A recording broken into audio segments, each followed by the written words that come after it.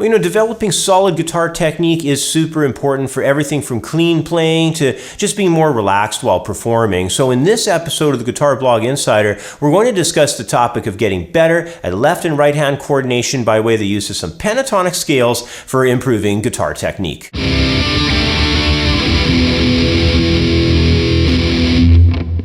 Building speed is not just for guitar players who want to play fast. Building speed is also an excellent way to help develop every other aspect of accurate guitar playing.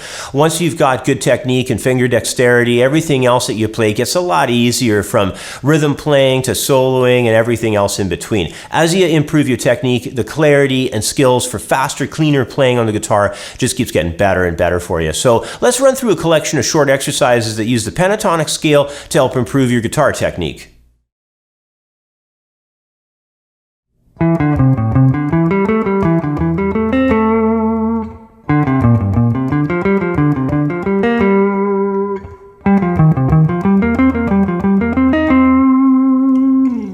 All right, well, our first exercise is going to be an eighth note drill with minor pentatonic scale.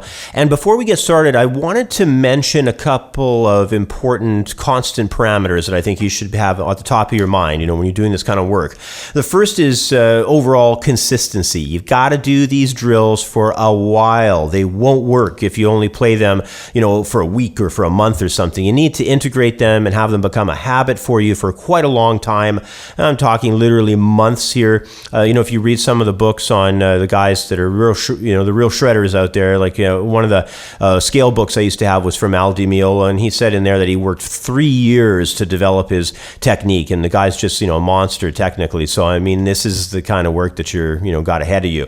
Now, another constant thing here has to be playing the drills all over the neck. You really can't do them in just one or two positions because lots of things change when you move along the fingerboard. In the lower end of the neck, the frets are farther apart. In the upper end of the neck, they're closer together.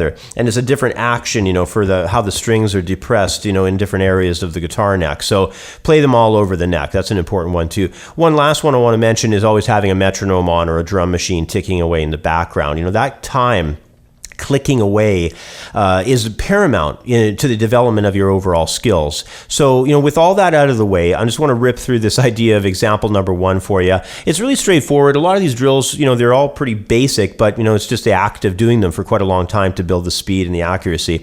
So what I have this laid out in is sort of like an A minor pentatonic setup. I'm starting off of the fifth string, 7th fret, and I'm going to go 7th to 5th, and then down over on the 6th string, I'll have 8, 5, 8, moving back up, 5 and 7 up to 5 on the 4th string.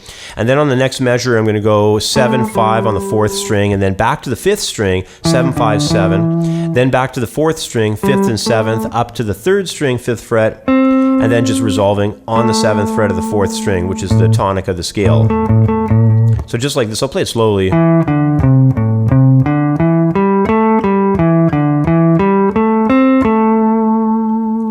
So what I'm going to do next is turn the metronome on. I've got the metronome set to, let's see here, 132 beats per minute. And that's going to be, our eighth note's going to be up there. So 1, 2, 3, and 4, and 1, and 2, and 3, and 4, and... So not overly fast, but fast enough that you have to really be on top of the exercise. And, move it around. So here's it in third position off G minor.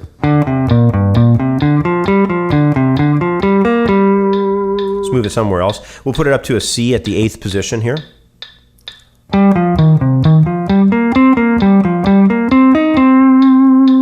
All right, so you get the idea. You want to move it all around your neck. If you wanted to, change it up a bit to take it to some other string sets, you could do that too. Of course, with the tuning of the guitar changing, when you go off different strings, you'll have to compensate for that.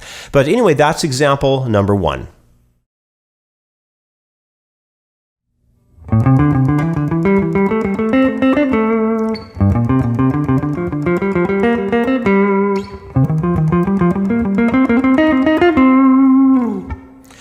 All right, now the next study in example 2 is for developing your triplet feel because, if you do a lot of practice with eighth notes, the next step up with exercises is to try to change duration on them. So in exercise 2, I've organized another pentatonic drill that switches the time over to eighth note triplets. Remember to count in before you play the drill. That way, your sense of time will be far more accurate as you develop the performance of the exercise across the guitar. Now, let's start off here. I've, again, drawn this out in A minor. minor, so I have A minor pentatonic, and we're just going through the triplets of the scale itself, sequenced out. So 1, 2, 3, 1, 2, 3, 1, 2, 3, 1, 2, 3. Just setting it up like that.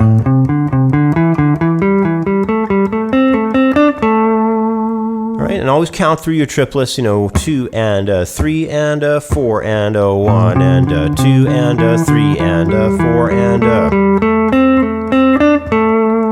make sure you're right on the time with it. And then as always, we were discussing too, turn a metronome on. I have the metronome still set there to the 132. So here we go, 1, 2, 3, 4.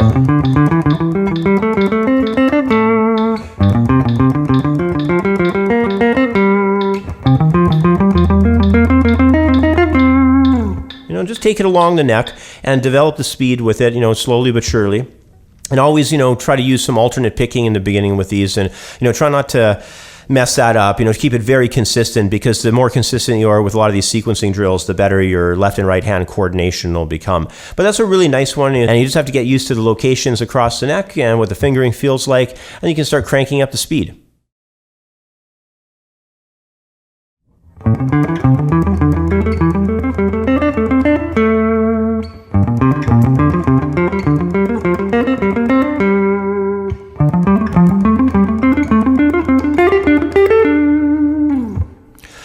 Now, in the last example, I put together a repeating phrase that uses 2 adjacent pentatonic scale fingering patterns. Each run of the phrase applies 4 notes from one location of the scale's fretting area before jumping over to the next area for a run starting through another 4 notes.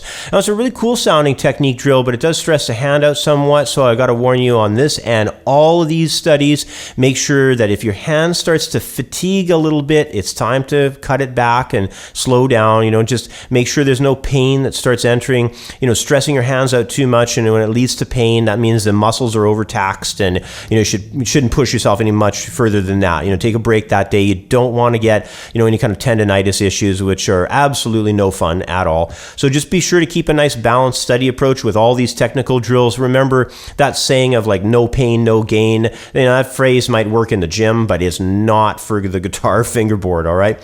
So let's go through this minor pentatonic 16th note drill that I got for you. It's all set up off of the A, so we'll do A minor pentatonic like this. We'll have the first 4 notes of the A minor pentatonic, pattern number 4, and then we're going to shoot it forward out of a pattern 5 shape for it. Then we're going to drop back and go to the 5th and 4th strings once more, then go forward again, drop back again, go forward again, and then resolve. So just nice and easy.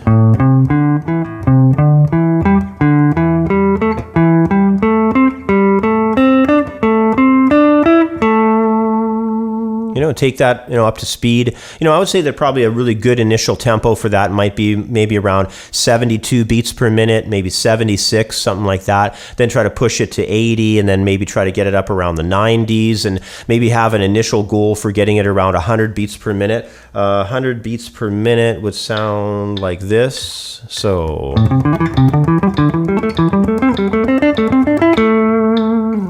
it's pretty quick, and move it around the different fretboard locations, Take it somewhere else too,